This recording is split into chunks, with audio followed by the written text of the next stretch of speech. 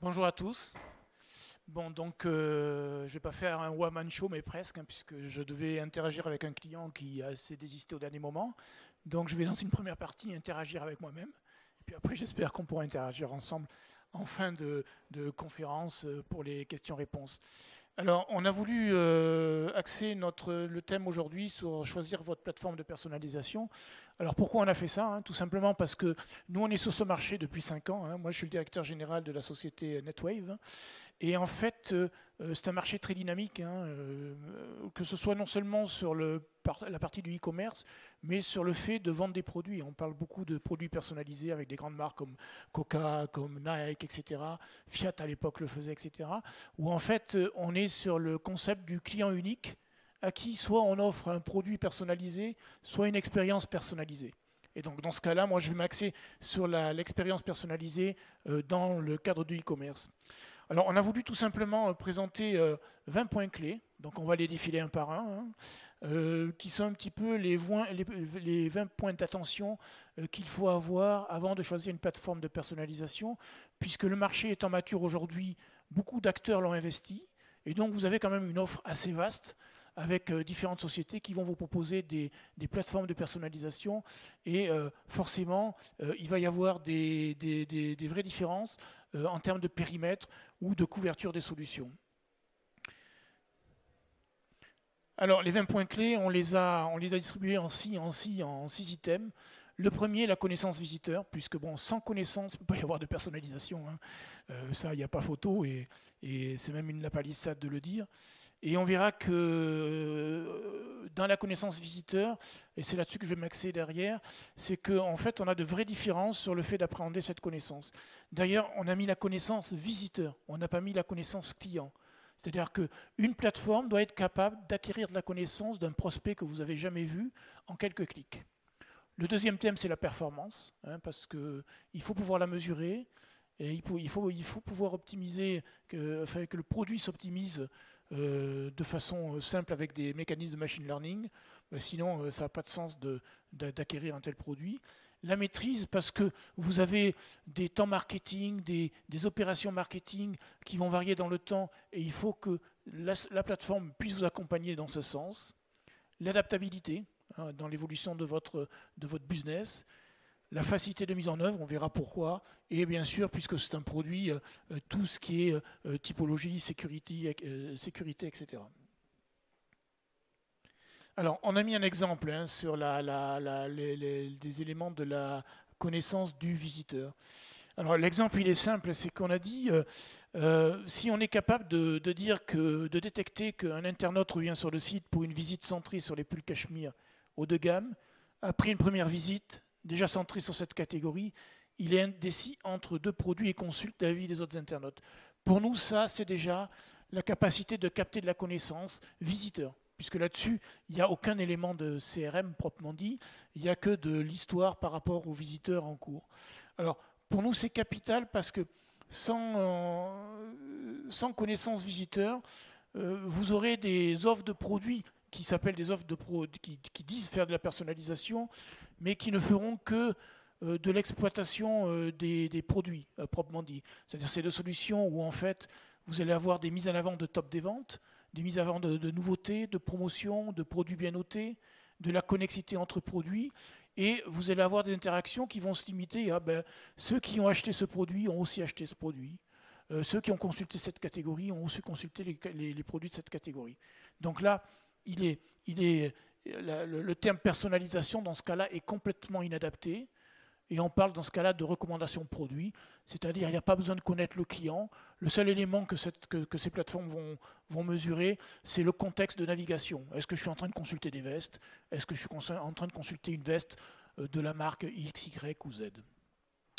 Ça, pour nous, c'est capital.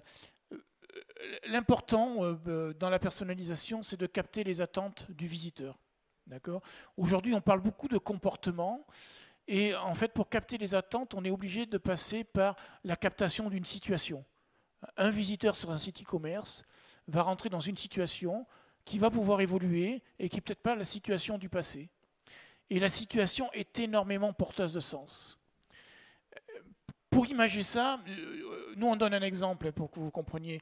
C'est-à-dire que au départ, les solutions étaient axées sur du marketing comportemental, d'accord, qui est très limitatif. L'exemple que je prends souvent, c'est vous êtes à une terrasse de café et vous regardez votre montre. Si je suis le serveur, je vais à partir de ce seul comportement déduire quelque chose. Je vais déduire que vous êtes pressé. Donc je déduis que vous êtes dans une situation où vous êtes pressé. Et je peux complètement me planter parce que peut-être que vous attendez quelqu'un. C'est-à-dire qu'un comportement isolé ne va pas permettre de détecter les attentes de l'internaute. Et alors les attentes, c'est quoi derrière? Elles sont complètement d'un extrême à l'autre, c'est-à-dire que si vous êtes pressé, je vous amène l'addition. Si vous attendez quelqu'un, je vous propose une autre consommation. Alors, c'est très caricatural comme exemple, mais c'est ce qui sous-tend derrière le fait qu'on ait une capacité à détecter très rapidement les attentes de l'internaute, sans le voir puisqu'on est sur l'univers du e-commerce. Le deuxième élément, c'est que tout va très vite, la concurrence est à un clic, on le sait, et donc il faut que la plateforme de personnalisation sache exploiter le présent plus que le passé. Vous avez encore des solutions qui se limitent à exploiter le passé, c'est-à-dire qu'ils vont utiliser des données de CRM ou des historiques. Or, quand vous naviguez vous-même, vous le connaissez, vous pouvez très bien arriver avec quelque chose, une intention sur le site, et au bout de 2-3 clics, si l'expérience de recommandation personnalisée est en relation avec vos attentes, vous allez pouvoir varier les éléments. Je prends un exemple, je peux venir chercher une promotion sur un site, je suis une fan d'une marque, on propose une nouveauté de la marque, je peux changer d'avis. Alors, il y a un terme récent qui arrive sur le marché qui est le terme de sérendipité. La sérendipité qui est un terme qui est issu du monde scientifique, ou si je le simplifie, se traduit par le fait de faire des découvertes au hasard. D'accord ? Et la personnalisation doit amener ça au niveau de l'expérience utilisateur. C'est-à-dire qu'elle doit être capable de capter des éléments qui lui permettent de détecter des attentes et à partir de là, de proposer de la découverte, d'accentuer la curiosité, etc., de la personne qui est sur le site. Donc nous, c'est ce qu'on dit, redécouvrir en temps réel à chaque clic sans a priori. Alors, quand on a des connexions Internet, on image ça par le fait avec un client, on a des clients comme la Redoute, etc., où on a un petit produit qui montre comment se captent ces attentes en temps réel et comment on fait des calculs pour déterminer un ensemble de comportements qui amènent une situation. Là, je ne l'ai pas. On a un stand sur le site. Si ça intéresse des personnes, après, je pourrais me rendre disponible. Le troisième élément, c'est que votre connaissance client, celle que vous avez acquise à travers l'histoire que vous avez avec votre client, elle a aussi une valeur. Il est évident que si on a des informations CRM sur un client, à minima le sexe et la date de naissance, c'est-à-dire l'âge, ça va permettre de encore plus micro-segmenter par rapport à toutes les attentes qu'ont eues les personnes qui avaient le même sexe, le même âge et le même type de navigation sur le site. Donc, faites en sorte, quand vous vous arrêtez sur une plateforme, qu'elle puisse hériter de vos données CRM. Alors, il y a deux façons d'en hériter. Il y a la façon lourde, où on envoie des fichiers avec des données clients via un flux, ou il y a la façon la plus simple, qui est par un tag, envoyer des informations CRM qui peuvent être exploitées. Alors, ça, c'est important parce que non seulement ça va enrichir la capacité à comprendre ce qu'attend l'internaute, mais ça va nous permettre aussi de scénariser. Il est évident que si vous avez une propre segmentation client, des VIP, etc., ainsi de suite, vous allez pouvoir, sur ces plateformes-là, avoir des interactions différentes, avoir une façon de s'adresser à travers des phrases d'accroche qui accompagnent les publications de façon complètement différente, et également si vous avez, je sais pas, des programmes fidélité, etc., de cibler des interactions de nature également différente. Voilà, donc il y avait 3 slides sur la connaissance visiteur qui, à mon sens, est l'élément sur lequel vous devez être le plus attentif. C'est-à-dire que si la plateforme n'est pas capable de capter de l'information client en temps réel et de la calculer pour en déduire des attentes, vous aurez non pas de la personnalisation, mais de la recommandation produit. D'ailleurs, si la plateforme propose autre chose que la recommandation produit, c'est qu'elle a forcément capter des informations sur le client, hein, puisqu'on peut, on le verra après, carrément déborder de la recommandation produit. Alors, deux éléments sur la performance, puisqu'une fois qu'on a considéré que la solution était apte à personnaliser l'expérience client, encore faut-il que cette personnalisation amène un ROI, vous amène un ROI, puisqu'en fait les solutions ont quand même un coût. Alors là, il y a deux éléments sur la performance sur lesquels je souhaite attirer votre attention. C'est le fait que les plateformes qui ont des scénarios tout établis, il y en a un qui propose des bibliothèques de scénarios, vont avoir du mal à capter les tendances du moment. Et donc, elles seront déjà très génériques. Hein, et en fait, quand on met ne pas prendre en compte la diversité de vos visitorat, c'est que les solutions de personnalisation sont capables de micro-segmenter. À titre d'exemple, nous, sur 1 million de visiteurs en sur 1 million de visiteurs en 1 heure, on crée 80 000 segments, micro-segments. C'est-à-dire 80 000 clients de typologies différentes. Alors bien sûr, sur ces 80 000, tous ne sont pas exploitables. Hein. La règle du 80-20 est réaliste, mais il faut que ces micro-segments soient captés de façon automatique par les mécanismes d'IA ou d'auto-learning ou de machine learning. Le deuxième élément, c'est la capacité à, alors là on est sur le plan économique, la capacité à bien valider que la solution vous amène un ROI satisfaisant. Alors, il y a deux éléments qui sont majeurs là-dessus, c'est qu'il faut que votre futur prestataire vous autorise une période de test. 1 à 2 mois de test, hein, suivant les volumes que vous avez. Tout simplement pourquoi? Parce que en dehors de ces éléments-là, on ne va pas savoir en termes de ROI ce que peut amener la solution. Surtout qu'il y a des mécanismes de machine learning, d'auto-apprentissage qui vont se déployer au fur et à mesure du test. Le deuxième élément, c'est qu'il faut toujours faire attention à ce qui est retourné par la solution en termes de ROI. Alors, suivant les structures, suivant la taille des entreprises, souvent les entreprises sont équipées dans leur IT de web analyse, etc., qui sont férus à toutes les problématiques de compréhension de ces chiffres. Dans les plus petites entreprises, c'est un petit peu plus léger et souvent on délègue à la solution de la plateforme la production de KPI pour mesurer le ROI. Par contre, il y a des pièges. Hein. C'est des pièges directement liés à la durée du test et au volume. Je vais vous donner deux exemples. On parle d'indice de confiance. Hein, c'est-à-dire que si vous avez un test qui touche 200 000 visiteurs avec un taux de conversion de 2%, si la solution vous amène moins de 7% de valeur de visite supplémentaire, que ce soit en taux de conversion, en panier moyen, vous ne savez pas si vous perdez ou si vous gagnez de l'argent. Si vous avez un échantillon de 1 million de visiteurs, en dessous de 2%, vous ne le savez pas non plus. Donc attention à la lisibilité de ces chiffres. Pour nous, la seule façon de pouvoir valider qu'une solution apporte un ROI, au moins sur le plan économique, après, sur le plan de l'expérience utilisateur, c'est plus délicat à mesurer s'il n'y a pas de questionnaire direct du client. Mais sur le plan économique, il est évident que sans un test qui permet, selon vos volumes, de s'affranchir de ces indices de confiance, vous ne saurez pas quelle est la valeur ajoutée. Donc là, on a abordé la connaissance du visiteur et les éléments de performance. Le troisième élément qui nous semble indispensable, c'est au moins d'avoir la maîtrise sur l'outil. Hein.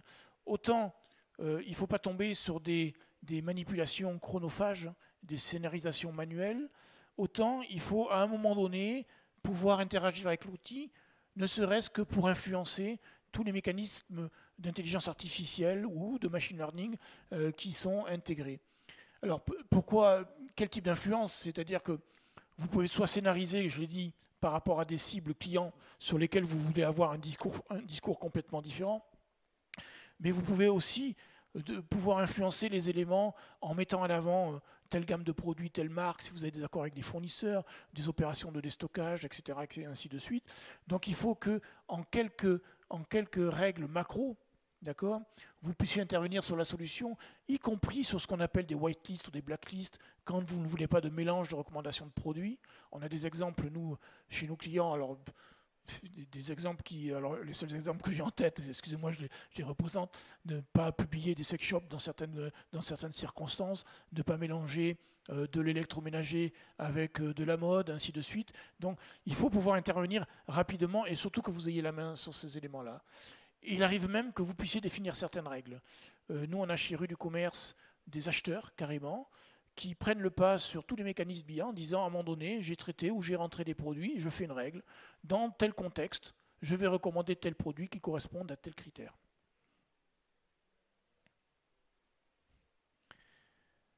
Alors l'autonomie, pourquoi aussi, hein, c'est-à-dire que vous avez un temps marketing, hein, vous le savez déjà en interne.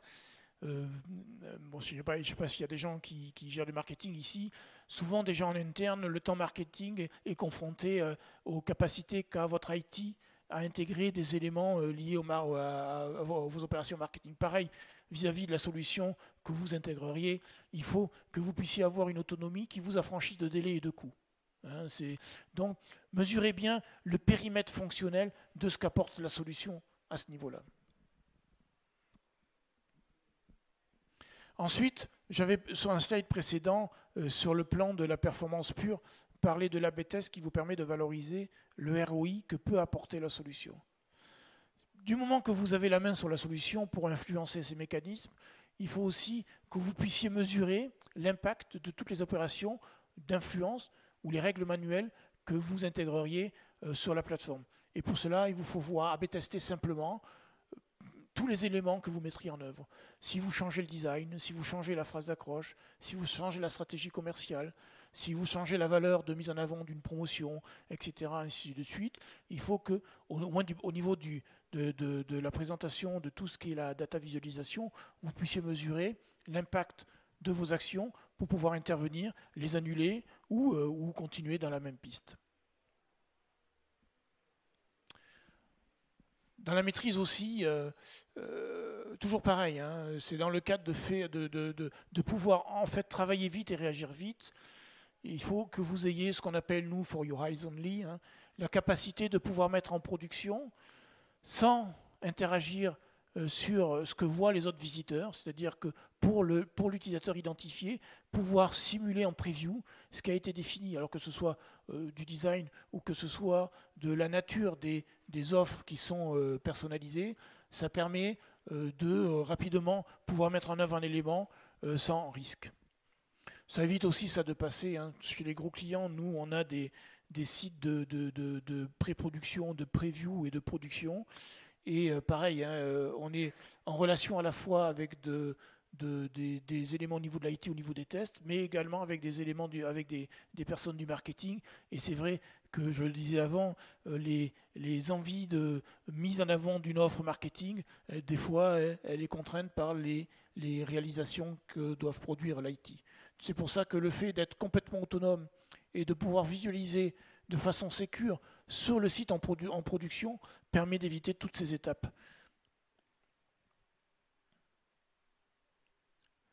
Enfin, bon, je le disais derrière, c'est qu'il faut que vous ayez une richesse du KPI avec toutes les capacités qu'on a de visualiser sur le temps, de comparer des éléments classiques, qu'on ait tous les KPI classiques qui sont le taux de clic, le taux de sélection, le taux d'achat, le taux d'efficience qui cumule les trois, mais également des KPI qui vous permettent de regarder le taux de couverture, c'est-à-dire que quand vous avez une personnalisation, est-ce qu'elle couvre 100% de vos visites, 80%? Des KPI aussi qui vous permettent de bien mesurer ce qui est fait, hein, c'est-à-dire qu'il y a des solutions de personnalisation qui calculent leur KPI sur ce qui est réellement vu par l'internaute. Nous, dans la personnalisation, on considère que c'est capital. C'est-à-dire que si vous avez une personnalisation qui apparaît en dessous le fold et que la personne n'a pas scrollé, ça ne sert à rien de mesurer le KPI là-dessus. Ce qui n'est pas vu n'a pas d'importance. Donc ça pourrait fausser les conclusions que vous en tireriez et les modifications. Donc si la solution intègre des KPI qui est basé sur ce qui est réellement vu, pareil pour des carousels. On a des fois des recommandations de produits qui sont en carrousel, en défilement. Ça ne sert à rien si la personne n'a pas utilisé le carrousel de mesurer ce qui n'a pas été vu. Alors aussi, attention à tout ce qui est ésotérique comme le CA influencé. Pour nous, il n'y a que 2 chiffres rois à ce niveau-là. Quand vous intégrez une solution de personnalisation, l'A/B test dont je parlais avant, hein, c'est-à-dire sur une durée suffisamment longue par rapport à votre volume pour vous affranchir des problématiques des indices de confiance, et de dire ben, l'échantillon A a ramené tant par rapport à l'échantillon B. Ça, c'est le chiffre roi déjà pour valider le contrat pour nous. Et le deuxième chiffre roi, une fois qu'on est passé en vitesse de croisière, si je puis dire, donc on va traiter 100% des visites, on n'a plus d'AB-test, ça n'a plus de raison d'être. Pour moi, le seul chiffre roi, c'est ce que j'appellerais le CANET post-clic, c'est-à-dire qu'est-ce que me ramène une personnalisation sur laquelle la personne a cliqué, sélectionné et acheté. Hein, c'est l'action directe. Et si cette action peut être amenée au poids global du chiffre d'affaires, ça vous permet d'avoir une vraie connaissance de ce que ça vous ramène. Souvent, on entend parler de CA influencés qui sont plutôt des CA post-view, c'est-à-dire j'ai vu la recommandation, et encore j'ai vu conditions, je parlais des impressions vues et des publications vues. Vues, ça ne veut pas dire publié, c'est-à-dire vraiment vu par l'internaute. Le post-view, c'est quoi? Ben, je l'ai affiché. La personne par hasard achète le produit, on considère que c'est amené par la solution de personnalisation. Nous, on considère que non. Quand c'est du produit, on ne le considère pas. Quand c'est du contenu, quand c'est des campagnes, ça peut l'être. Enfin, sur la maîtrise, il faut absolument éviter le phénomène de la boîte noire. Hein. C'est-à-dire que souvent, les solutions de personnalisation revendiquent le fait d'avoir des mécanismes d'IA, des mécanismes de machine learning, et du coup c'est une boîte noire. C'est-à-dire qu'on a une règle et elle publie. Par contre, les solutions, si elles sont à la hauteur de ces promesses-là, vont elles mémoriser des données très fines, situationnelles, hein, des données comportementales que vous n'avez pas forcément, des attitudes, hein, c'est-à-dire que nous on est capable de déceler l'indécision, l'hésitation, la variabilité, la focalisation, etc. Et tous ces éléments peuvent par contre enrichir le data mining classique que vous avez, qui est lié au CRM. Et à ce moment-là, il faut que vous puissiez les voir, les extraire et les exploiter. Ces données vous appartiennent. Donc assurez-vous qu'il n'y ait pas l'effet boîte noire, c'est-à-dire il y a quelque chose qui se passe, je ne sais pas ce qui s'y passe, et je ne peux pas en exploiter la richesse. Après, là, on a appelé ce volet l'adaptabilité, tout simplement pour mettre en avant que personnaliser, c'est pas recommander du produit pour nous. Hein. C'est-à-dire qu'on a mis une pré-liste. Bien sûr, au départ, il y a 4-5 ans, je me rappelle, les solutions faisaient que de la recommandation de produits. Aujourd'hui, il faut aller plus loin. Et si on va plus loin, ça veut dire qu'on a acquis de la connaissance client. Hein. C'est-à-dire que proposer des services, c'est-à-dire proposer un 10 fois sans frais à un internaute qui est en attitude d'hésitation après avoir sélectionné des produits dans le panier, c'est de la personnalisation. D'accord ? Mais il faut pouvoir détecter cette situation. Des contenus, c'est-à-dire ça peut être du blog, ça peut être des lookbooks, ça peut être des articles, ça peut être des avis. Hein, c'est-à-dire que nous, on pousse nos clients, bien sûr, vous le savez, hein, l'avis a une forte valeur ajoutée dans l'acte d'achat, mais on pousse nos clients également à pousser des avis personnalisés, c'est-à-dire les avis qui correspondent aux gens qui vous ressemblent le plus. Bien sûr, les avis bien notés hein, dans ce cas-là. Mais ça peut être aussi des campagnes promotionnelles. Nous, en fait, on a des clients qui ont les contraintes de dire sur la home page ou sur les pages listes, je veux mettre en avant le produit du mois, l'ordinateur moins 20% de HP, la collection qui vient d'arriver, etc., ainsi de suite. Et ils ont des espaces limités de publication. D'accord ? Donc, une solution de personnalisation qui permet d'enregistrer tous vos campagnes promotionnelles du moment et être capable de publier celles qui performent le plus en fonction des attentes qu'on a perçues du client, c'est un plus. Enfin, je parle des offres anti-abandonnement, c'est-à-dire là, c'est plutôt des scénarios de propositions d'offres pour capter le client qui est dans une situation d'abandon, etc., etc. Tout ça peut être couplé également à du déclaratif. Hein. J'ai oublié de le dire, dans la connaissance visiteur, le déclaratif est capital. C'est-à-dire que dans la personnalisation, plus vous avez de l'interaction avec le visiteur, plus celui-ci va considérer que vous faites de la personnalisation. Et donc nous, on a chez des clients, sur l'appli La Redoute, Vous verrez, quand vous êtes un premier client ou quand vous êtes dans les préférences, vous avez un petit questionnaire qui vous dit, qui vous demande en 3 clics qui vous êtes et quelles sont vos préférences. Ça, c'est du déclaratif. Après, il y a les fameux like, dislike. Dans la mode, on a l'habitude aussi de capter des styles. Quel est votre style, etc. Ainsi de suite. Et tout ça participe à enrichir la connaissance du client ou du visiteur, même s'il n'a pas fait d'achat, il peut répondre au questionnaire, et d'être plus pertinent. Donc, la personnalisation, pour nous, je l'ai dit et je le redis, ce n'est pas de la recommandation. Hein. C'est de dire que l'expérience utilisateur soit le plus proche de ses attentes. Et donc, on peut s'éloigner du produit. Le produit est vraiment perçu comme du push commercial. D'accord ? Amener du service, amener du conseil, etc., est perçu comme de la personnalisation. Alors bien sûr, on fait du push produit, parce qu'il faut également vendre. Mais c'est le bout du parcours de navigation. Dans l'adaptabilité, ça rejoint un petit peu ce que l'on disait. Il faut que vous puissiez aussi utiliser les mécanismes de personnalisation sur des outils qui vous sont propres. Et c'est pour ça qu'on parle d'API. Alors bien sûr, les solutions vont d'elles-mêmes emplir les canaux classiques du desktop, du mobile, des applis. Donc là, vous n'auriez pas besoin d'intervenir, sinon dans les poses des tags et l'envoi d'informations de produits.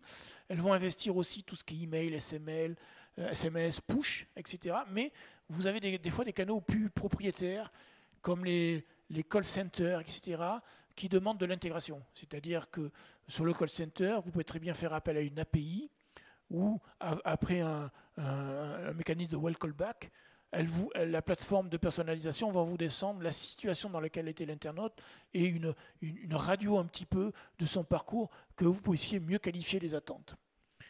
C'est pour ça qu'on parle d'API qui mettent à disposition ces éléments-là. Enfin, l'adaptation plutôt dans l'évolution de votre business, bien sûr. Alors, ça peut vous paraître très caricatural que je dis que la solution doit être multilingue et multidevise. C'est important même si on n'est pas à l'international. Hein, c'est-à-dire que si vous avez des sites e-commerce et que vous avez des bandeaux permettant de communiquer le client dans sa langue, c'est-à-dire je peux très bien acheter sur un site français tout en étant anglais, d'accord ? Et à ce moment-là, ça serait sympa si le site est en anglais, que les personnalisations suivent cet élément-là. Donc, garantissez-vous à partir de là que ce soit fait, que vous puissiez avoir des propagations de paramétrage central vers des paramétrages périphériques. Alors là, c'est vraiment sur des grosses organisations, c'est-à-dire que nous, on a des clients qui sont sur 14 pays, qui ne peuvent pas centraliser leur flux produits et leur offre, parce qu'il y a des particularités suivant les pays, mais par contre qui ont des règles générales qui se propagent. Et ça rejoint le dernier item qui est en bas, avoir la possibilité d'adapter les interactions à chacun des pays concernés. Le cross-device, important, hein, à l'heure d'aujourd'hui, assurez-vous que la personnalisation soit cross-device. Hein, donc l'internaute est nomade, il passe d'un device à un autre device, etc., ainsi de suite. Alors bien sûr, le cross-device va être dépendant de la capacité d'identifier le client. Donc on peut avoir du cross-device que quand un client s'est identifié, forcément. Et ensuite, on peut avoir deux façons de raisonner. Soit on raisonne au niveau du client, et donc là c'est un véritable cross-device. Soit de temps en temps, sur certaines personnalisations, on raisonne au niveau de la visite, où le fait d'avoir de la connaissance de ce qui a été fait sur les différents devices est moins intéressant. D'accord ? Donc, il faut que la solution de personnalisation puisse vous donner ces deux visions. Une vision, alors nous on appelle ça, on a deux termes pour définir ça.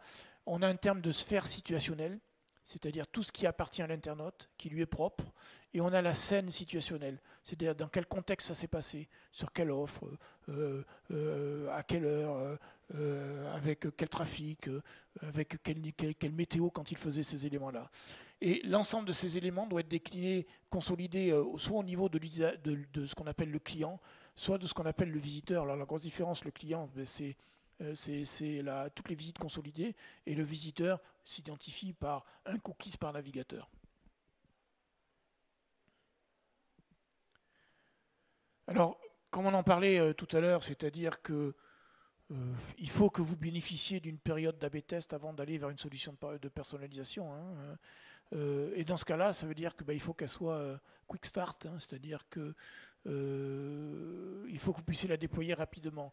Nous, le seul frein que l'on a à la mise en œuvre des solutions chez nos clients, c'est le planning de l'IT, hein, qui souvent a un planning surchargé parce qu'il doit mettre en œuvre des opérations marketing. Donc, plus la solution est light à mettre en œuvre, plus on évite ce frein-là. Et dans ce cadre-là, c'est quoi? Assurez-vous quand vous allez sur une solution de personnalisation qu'elle utilise tous les standards du marché, hein, c'est-à-dire qu'elle ait des plugins avec les solutions du commerce classique, qu'elle puisse proposer des tags, des plans de tagage sur les produits comme Tag Commander, Eulerian, ainsi de suite, qu'elle soit capable d'intégrer votre catalogue produit facilement via des outils comme Lengo ou d'autres éléments, qu'elle puisse proposer également, alors là c'est un petit peu plus technique, 2 modes de publication, hein, c'est-à-dire que nous il nous arrive, quand on commence une période d'A/B test, pour simplifier la mise en œuvre chez le client, on publie des bannières toutes prêtes, hein, c'est-à-dire qu'il y a juste un div qui nous indique à quel endroit doit être pushée la bannière, et la bannière est designée dans la plateforme. Et ensuite, une fois que le test est fait, on bascule sur du JSON. Alors, terme technique, c'est quoi? Grosso modo, ça veut dire que c'est le client qui prend en charge le design. On lui envoie des données brutes, et il les encapsule, etc. Alors, on a les deux, on a les grosses organisations qui préfèrent être maîtres de leur design, d'accord? Et on a les petites organisations, les petits sites qui aiment des solutions clés en main. On a parfois des différences aussi, c'est pour ça que je parle de ces 2 éléments-là, c'est-à-dire qu'on a des fois sur le site e-commerce du HTML avec la bannière toute prête, et certains clients qui préfèrent sur l'appli ou sur le mobile gérer eux-mêmes la publication. Et on a aussi le cas des tests, hein, c'est-à-dire que par exemple c'est le cas chez La Redoute, où en fait ils ont choisi le mode JSON, mais quand ils mettent en test quelque chose, pour ne pas faire appel à l'IT, ils nous demandent de designer la bannière et de la produire. Enfin, comme je le disais, le marché est très dynamique, il y a beaucoup d'acteurs, et il y a beaucoup de solutions qui ont encore la peinture fraîche, hein. Or, il est capital, hein, il faut bien savoir qu'une solution de personnalisation, c'est quelque chose qui va se plugger sur un de vos canaux ou sur plusieurs canaux. Et donc, il faut absolument que vous garantissiez qu'il y ait une phase industrielle de cette solution. Elle passe par quoi? Elle passe par le fait que vous soyez alerté s'il y a des problèmes, qu'il y ait des solutions de contournement dans ce cas-là, que l'acteur vive et vous permette de bénéficier des évolutions du marché. Je passe directement à la slide derrière, qu'il y ait une sécurisation sur qui fait quoi, à quel moment, quel est le paramétrage le plus performant, avec des capacités de pouvoir revenir en arrière. Alors, c'est sûr que si vous êtes la seule, s'il y a une seule personne qui influence la solution, c'est rapidement fait. Mais nous, par exemple, chez Rue du Commerce, on a 14 acheteurs qui des fois influencent la personnalisation. C'est important de savoir qui a fait quoi et de pouvoir revenir en arrière si quelque chose déconne à ce niveau-là. Enfin, là aussi c'est un terme technique, mais c'est important, garantissez-vous que la solution est intégrée avec vos canaux en mode asynchrone. En mode asynchrone, ça veut dire quoi? Ça veut dire que si la solution de plateforme, si la solution ne répond pas, le site internet ne reste pas en attente d'une réponse. Donc la navigation continue, d'accord? C'est-à-dire, je suis sur une page, admettons Vest, je devais avoir de la personnalisation n'arrive pas, je change de page, etc., ainsi de suite. Ensuite, alors là c'est un vrai détail, c'est-à-dire que vous pouvez avoir aussi, la solution peut intégrer des files d'attente, pour recevoir, pour ne pas perdre d'éléments de la navigation du client, mais le mode asynchrone est capital, c'est-à-dire qu'il ne faut pas que ça impacte votre site en termes de performance. Ensuite, une plateforme qui s'engage sur des SLA clairs, c'est simple, les SLA, c'est qu'elles vous garantissent, puisque vous allez la payer, hein, rien n'est gratuit aujourd'hui, qu'elles vous garantissent un niveau de service. Donc souvent, c'est des niveaux de service à 99,9%, c'est-à-dire que elle personnalise à presque 100% du temps, et que surtout, elle ait des temps de réponse acceptables. Nous, on a dans des contrats des SLA qui nous obligent à répondre en dessous de 100 millisecondes, avec des taux de service de 99,99%. Et enfin, la possibilité de débrayer tout ou partie des mécanismes de personnalisation. C'est-à-dire que pouvoir en un clic dire stop, je ne veux pas de personnalisation parce que j'ai un problème, ou stop, sur cette page je n'en veux pas, dans cette zone je n'en veux pas, dans cette stratégie je n'en veux pas, etc., etc., etc., pour pouvoir vous rendre complètement autonome, parce qu'il n'y a rien de plus désobligeant que d'avoir une publication sur le site internet qui vient complètement perturber la navigation. Voilà, donc j'ai interagi avec moi-même, comme vous avez vu, pendant un certain temps. Là, j'arrive au bout. C'est vraiment cette checklist qu'on voulait mettre en avant. Si je devais retenir un point, c'est garantissez-vous que la connaissance visiteur est réelle, d'accord, et qu'il n'y ait pas qu'une connaissance liée à votre catalogue produit, et que la performance, tant sur le plan économique que sur le plan de l'adaptation, soit au rendez-vous.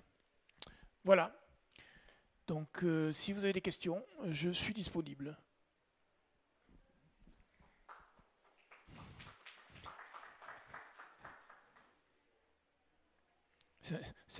Je le connais, c'est un chauffeur de salle.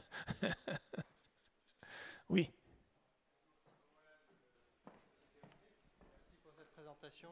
Merci, c'était très complet. De toutes les solutions que j'étais amené à voir et à rencontrer, on a toujours un peu l'effet d'une boîte noire. En fait, souvent, les solutions se présentent comme ayant des algorithmes magiques. Et c'est difficile de comprendre comment fonctionne vraiment l'outil. Je donne quelques exemples. On nourrit la machine avec plein d'informations, de navigation, de mise au panier, de liste d'envie, de search. Mais qu'est-ce qui va prépondérer en fait? Qu'est-ce qui est le plus important? Vous avez donné quelques informations, on va donner plus d'importance à ce qui est récent que ce qui est historique. Et je pense que c'est une excellente pratique, mais dans ce qui est récent, il y a une hiérarchie. Est-ce que la liste d'envie est plus importante que le search? Est-ce que la mise au panier est prépondérante? Une mise au panier, est-ce que c'est important de le mettre en avant ou pas? Et moi j'ai du mal à m'y retrouver en fait dans toutes ces solutions qui proposent des algorithmes magiques, mais finalement on ne sait pas trop ce que font ces solutions. Je ne sais pas si vous avez un commentaire à... Alors nous on a été amené à ça et on a développé un outil qui s'appelle l'analyseur. En conférence off, je peux éventuellement aller plus loin avec vous et vous présenter ce type d'outil. Ce type d'outil fait quoi? Il essaie alors, grosso modo, vous êtes sur un site, vous activez l'outil analyseur et l'outil analyseur va vous publier tout le tracking qui amène d'une situation à une conclusion. Il va vous présenter les 160 points de données qui sont mesurés, d'accord, sur l'utilisateur. Il va vous présenter la scène, il va vous présenter comment ont été choisies telle ou telle stratégie à travers des scores ou des éléments de ce type-là, etc. Donc, ça permet de voir un petit peu, c'est ce que je disais tout à l'heure, la boîte noire, c'est vraiment quelque chose qui est frustrant. D'accord? Alors, ça a deux intérêts. Ça dévoile le mécanisme de la boîte noire, parce qu'en fait, il n'y a pas de magie. Ces solutions, qu'est-ce qu'elles font? Elles donnent du sens à la donnée. Voilà, il n'y a pas de magie, c'est-à-dire les gens n'ont pas fait un coup de baguette magique, donner de l'intelligence. Il faut qu'on ait de la donnée, et plus on a de la donnée qui a du sens, plus on va déduire des éléments. Après, il y a des règles, c'est-à-dire que c'est vrai qu'on a le réflexe de donner plus de poids à l'achat qu'à la sélection qu'à la consultation. À la consultation d'une catégorie dans laquelle un produit a été sélectionné avant la consultation simple. Mais il y a des éléments comme la désélection, qui est rarement exploité, qui a un point énorme. C'est-à-dire que la désélection, ça veut dire que l'internaute est quand même pas ici pour faire une wishlist et partir. C'est-à-dire qu'il a quand même une interaction. Ensuite, le seul élément que je peux vous dire, c'est que ce qui va déterminer ce qui paraît le plus pertinent, ce sont des systèmes de scoring, d'accord? Et comme on a parlé de connaissances visiteurs, il faut que le système de scoring soit basé sur ces fameux micro-segments. C'est-à-dire, si je reprends l'exemple du café, là, je regarde la montre, je suis dans une situation pressée, pourquoi à un moment donné, la machine, admettons qu'il n'y ait pas d'humain, va, si vous êtes pressé, vous amener l'addition, parce que dans la majorité des cas, les gens qui vous ressemblent, qui étaient pressés, d'accord, ont donné un retour positif quand on leur a amené l'addition. Voilà, donc c'est ça. Donc si je pourrais vous montrer cet outil de tracking, d'accord. Alors après, ce qu'on ne peut pas montrer vraiment, c'est l'algorithme, hein. C'est-à-dire qu'on ne peut pas montrer le code, mais on peut montrer tout le cheminement qui permet de dire à un moment donné pourquoi je choisis entre tel ou tel élément, pourquoi je donne plus de poids à telle ou telle data à un moment donné. Voilà, je ne sais pas si j'ai répondu à votre question. Oui, merci. Je pensais à un autre exemple, c'est quel poids vous donnez par exemple à la notation, un commentaire. J'ai répondu à une question d'un autre internaute sur ce produit-là. Ça veut dire que j'ai une affinité avec ce produit-là. Oui. Est-ce que ça veut dire que je l'ai déjà acheté ou pas? Pas sûr. Je l'ai peut-être déjà acheté, je l'ai peut-être déjà monté. Pour autant, si je l'ai déjà acheté, je n'ai pas envie qu'on me le représente. Et pourtant, j'ai une vraie affinité avec ce produit-là. Donc, quel poids je vais donner à cette interaction-là? Oui. En plus, l'autre difficulté, que ça va dépendre sur quel type de produit vous êtes. C'est-à-dire que dans l'alimentaire, où il y a une grosse récurrence, le sens qu'on va donner à la donnée va être différent. Dans la mode, on va donner du sens différent. C'est-à-dire que, je prends un exemple, si vous êtes sur du matériel, du produit technique. Vélo. Pardon? On est sur des vélos. Vous êtes sur des vélos. D'accord. Alors, je prends un exemple sur le vélo. C'est-à-dire que sur le vélo, la personnalisation va être aussi liée à l'expérience des utilisateurs sur les vélos. Vous voyez ce que je veux dire? C'est-à-dire, autant il va y avoir des... Est-ce que vous avez un blog? Oui, oui. Voilà. Est-ce que vous avez des commentaires de vos internautes dessus? Alors, on a un blog et en plus, on a sur chaque fiche produit la possibilité de poser des questions et d'avoir des réponses. Voilà. Alors, voilà. Donc ça, c'est une matière à exploiter. C'est-à-dire que, si vous voulez, quand vous êtes sur des vélos, ce que j'appelle, c'est que vous êtes sur une gamme restreinte. C'est-à-dire que quand vous avez des vélos, il faut trouver quelque chose qui donne du sens à l'achat d'un vélo par rapport à un autre vélo. D'accord? En plus, vous allez avoir ce qu'on appelle, nous, des profils. Hein. C'est-à-dire que vous allez avoir un passionné. Vous allez avoir le passionné sur lequel vous n'avez pas besoin de recommander le produit, si vous voulez, ou vous allez juste devoir recommander des éléments de mise en avant technique de cet élément-là. Vous allez avoir l'achat d'impulsion pour un cadeau, où là, la recommandation produit va être plus opérante. Donc vous avez vraiment comment on appelle, des typologies de recommandations qui sont à la fois différentes suivant ce que l'on vend, et à la fois suivant les profils. Par exemple, un passionné, alors on a un site qui s'appelle Cobrason qui est sur de la hi-fi haut de gamme. D'accord? En fait, sur ces gens-là, sur les passionnés, c'est-à-dire en fait, quand j'appelle un passionné, c'est quelqu'un qui sait ce qu'il vient acheter. D'accord? Donc sur ces gens-là, sur ce qu'ils viennent acheter, si vous voulez, on n'est pas tant sur du conseil d'aide à la vente sur des produits alternatifs, mais plutôt sur de la mise en avant de nouveautés, des éléments comme ça, dans la passion qu'ils sont. Vous voyez ce type d'exemple. Absolument. Ouais. Voilà. Nouveautés, gap technologique, enfin quelque chose qui les raccroche à je suis le premier à l'avoir parce que je suis un passionné et je suis à la recherche de la performance. Ou en passant par les utilisateurs, c'est-à-dire, alors je ne connais pas trop le vélo, vous m'excuserez, hein, j'en fais un peu, mais c'est-à-dire que dans ces cas-là, on peut utiliser, si vous voulez, la personne qui avait le vélo A, qui est un passionné, qui est passé au vélo B, d'accord? Ben, ceux qui avaient le vélo A, c'est de profiter du blog, des commentaires ou de l'expérience de ceux qui sont passés du A au B pour faire une montée de gamme, si vous voulez, ou des éléments comme ça. C'est pour ça que pour nous, la personnalisation, ce n'est pas du push produit. D'accord? Ça a un peu de sens sur des sites généralistes, ça n'a pas de sens sur des sites qui ont une forte valeur ajoutée à la gamme de produits sur laquelle ils sont.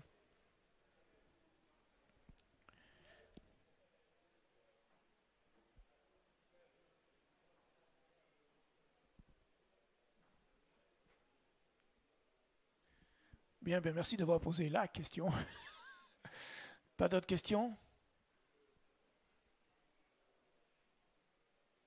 Vas-y, dis-moi. Viens me le dire, j'entends pas. Ah ouais, vous pouvez récupérer la présentation sur le site. Hein. Et si vous voulez en savoir un petit peu plus, je reste disponible dans la salle. Merci à vous tous. Et puis on va bientôt, je pense, manger. Donc bon appétit.